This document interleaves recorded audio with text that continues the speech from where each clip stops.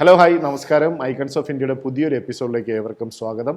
ഇന്ന് ഞങ്ങൾ നിങ്ങൾക്ക് വേണ്ടി പരിചയപ്പെടുത്താൻ പോകുന്ന വ്യക്തി എന്ന് പറയുന്നത് അബുദാബി ബദിസായത്തിൽ ബ്രീസോഫ്റ്റ് ഡോക്യുമെന്റ്സ് ക്ലിയറിംഗ് എന്ന സ്ഥാപനം നടത്തുന്ന മിസ്റ്റർ അബ്ദു നിസാറാണ്.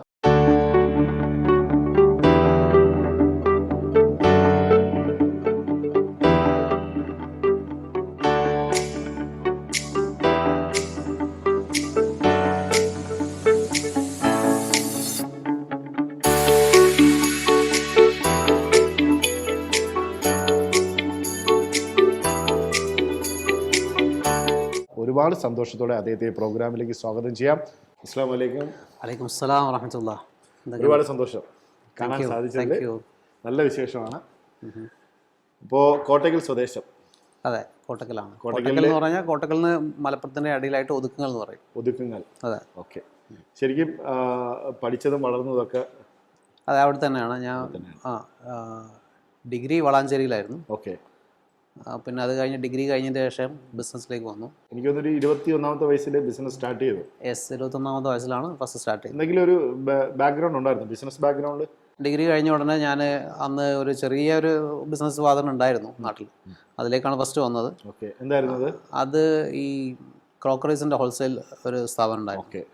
അതിലേക്കാണ് ഫസ്റ്റ് വന്നത്. ശരി. ആ ഒരു ക്രോക്കറി ബിസിനസ് 2009 വരെ നമ്മൾ കണ്ടിന്യൂ ചെയ്തു. അങ്ങനെ 2009 ശേഷം ഞാൻ ഫസ്റ്റ് ഇവിടെ വന്നു.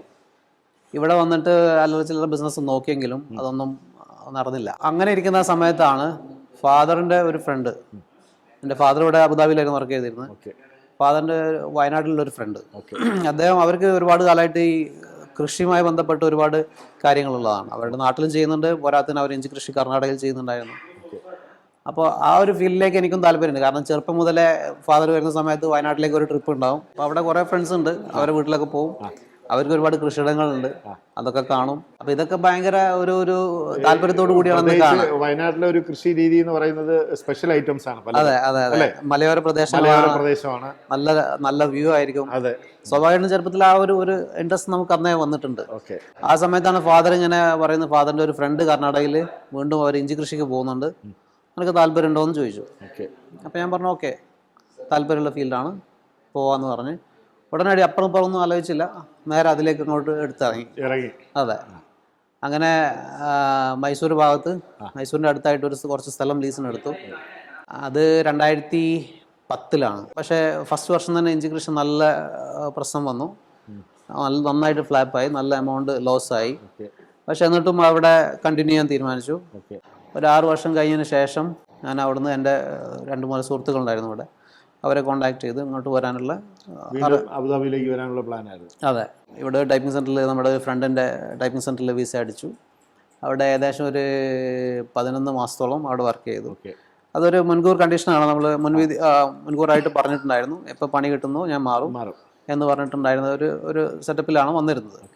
അതിൻ്റെ ഇടയിൽ ലൈസൻസ് എടുത്തു, ഡ്രൈവിംഗ് ലൈസൻസ് എടുത്തു. പിന്നെ ഫുജൈറയിലെ ഒരു കമ്പനിയിൽ ആദ്യമായിട്ട് നമുക്കൊരു ജോലി കിട്ടി. പക്ഷെ അവിടെ ഒരു കണ്ടിന്യൂ ചെയ്യാൻ പറ്റുന്നൊരു സിറ്റുവേഷൻ ആയിരുന്നില്ല ഉണ്ടായിരുന്നത്. അപ്പം ഞാൻ അവിടുന്ന് റെസിഗ്നേഷൻ കൊടുത്തു, വിസ അടിക്കുന്നതിന് മുന്നേ തന്നെ. വലിയൊരു നിയമപ്രശ്നത്തിൽ ഒഴിവായിപ്പോയി. അതെ, 1 മാസം കഴിഞ്ഞെങ്കിലും അടുത്ത ഒരു ജോലി ശരിയായി, ഹ്യുണ്ടായിൽ ജോലി ശരിയായി. പിന്നീട് കുറേ കാലം പണിയില്ലാണ്ട് നടന്നു, പണി അന്വേഷിച്ച് നടന്നു. പക്ഷെ ആ സമയത്തും ഞാൻ അല്ലറ ചില്ലറ സോഫ്റ്റ്വെയർ ഡെവലപ്മെൻറ്റുകൾ ചെയ്യുന്നുണ്ടായിരുന്നു. എപ്പോഴാണ് ഇനി നമുക്കൊന്ന് സ്വന്തമായിട്ട് എവിടെയെങ്കിലും ഇരിക്കണം എന്നൊരു തോന്നലുണ്ടായിരുന്നു? ആ തോന്നൽ വന്നത് അപ്പോൾ ആദ്യം ഈ സോഫ്റ്റ്വെയറുമായി ബന്ധപ്പെട്ടിട്ട് തന്നെയാണ് ആദ്യം നമ്മൾ ചിന്തിച്ചത്. പിന്നെ 6 മാസത്തിന് ശേഷമാണ് നമ്മൾ ഇവിടെ വീണ്ടും വന്നിട്ട് ആലോചിച്ച് 1 വർഷത്തിനുള്ളിൽ നമ്മൾ ഇത് എല്ലാം ശരിയാക്കി ഇവിടെ ഒരു ടൈപ്പിംഗ് സെൻറ്റർ സ്റ്റാർട്ട് ചെയ്തു. അതായത് നമ്മൾ ഈ 2 വർക്ക് ചെയ്യുന്നുണ്ട്, ഡോക്യുമെന്റ്സ് ക്ലിയറിംഗ് ചെയ്യുന്നുണ്ട്, സോഫ്റ്റ്വെയർ ഡെവലപ്മെൻറ്റ് ചെയ്യുന്നുണ്ട്. ഇപ്പോൾ ബ്രീസോഫ്റ്റിൻ്റെ സർവീസ് എന്തൊക്കെയാണ്? ബ്രീസോഫ്റ്റ് ഡോക്യുമെന്റ്സ് ക്ലിയറിംഗിൻ്റെ സർവീസ് എന്ന് പറയുന്നത് മെയിൻലി ബിസിനസ് സെറ്റപ്പാണ്. ഒരാൾ ഒരു ബിസിനസ് ചെയ്യണമെന്നുണ്ടെങ്കിൽ അവർക്ക് എന്തെല്ലാം വേണ്ടി വരും, ലീഗൽ ഗവൺമെൻറ് സൈഡിലേക്ക് എന്തെല്ലാം റിലേഷൻസ് അല്ലെങ്കിൽ എന്തെല്ലാം ഡോക്യുമെൻറ്റ്സ് സബ്മിറ്റ് ചെയ്യേണ്ടി വരും, എന്തെല്ലാം പ്രൊസീജിയറുകൾ ഉണ്ടാവും, അതെല്ലാം ബ്രീസോഫ്റ്റ് ചെയ്ത് കൊടുക്കുന്നുണ്ട്. നമുക്കൊരു എന്താ പറയുക, നമ്മുടേതായ ഒരു സ്പെഷ്യൽ സർവീസ് ഉണ്ടാവും? തീർച്ചയായിട്ടും ഉണ്ട്. നമ്മുടേതായ ഒരു സ്പെഷ്യൽ സർവീസ് എന്ന് പറഞ്ഞു കഴിഞ്ഞാൽ, ഇപ്പോൾ ഒരു ക്ലയൻറ്റിന് നമ്മളെടുത്ത് വന്നു കഴിഞ്ഞാൽ അവരുടെ എല്ലാ ഡോക്യുമെൻറ്റ്സും നമ്മളെ സിസ്റ്റത്തിൽ ഉണ്ടായിരിക്കും. അതിൻ്റെ എക്സ്പയറി നമ്മൾ ട്രാക്ക് ചെയ്യും. എപ്പോഴാണ് അത് എക്സ്പയർ ആവുന്നത് അതിൻ്റെ ഒരു 15 ദിവസം മുന്നേ അവർ അറിയിച്ചിരിക്കും. ഫൈൻ വരാണ്ട് എല്ലാ കാര്യങ്ങളും നമ്മൾ തന്നെ ഇവിടെ നോക്കും. ഇതിനൊക്കെ ഒരു സപ്പോർട്ട് എന്ന് പറയുന്നത് നമ്മുടെ ഒരു ഫാമിലിയാണ്. ഫാമിലിയെ കുറിച്ച് പറയാം.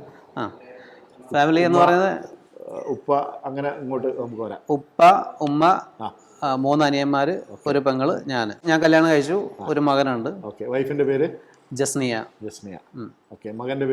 മകന്റെ പേര് റിഷാൻ. ഓക്കെ. അപ്പോൾ സന്തുഷ്ട കുടുംബം, സന്തോഷകരമായ ജീവിതം. ഒരുപാട് സന്തോഷം. അപ്പോൾ താങ്ക് യു. വിചാരിച്ച ഒരു സ്ഥലത്തേക്ക് തന്നെ എത്തിച്ചേരട്ടെ. പുതിയ പുതിയ മേഖലകൾ തുറക്കട്ടെ. അപ്പോൾ ഇത്ര നേരം നമ്മൾ സംസാരിച്ചത് ബ്രീസോഫ്റ്റിന്റെ MD മിസ്റ്റർ അബ്ദുൽ നിസാർ ആയിരുന്നു. പുതിയ മേഖലകൾ തുറക്കാനായിട്ട് ശ്രമിക്കുന്നുണ്ട്. ഇപ്പോൾ ഉടൻ തന്നെ അബുദാബിയിൽ ബ്രീസോഫ്റ്റിന്റെ ഒരു പുതിയ സ്ഥാപനം വരുന്നുണ്ട്.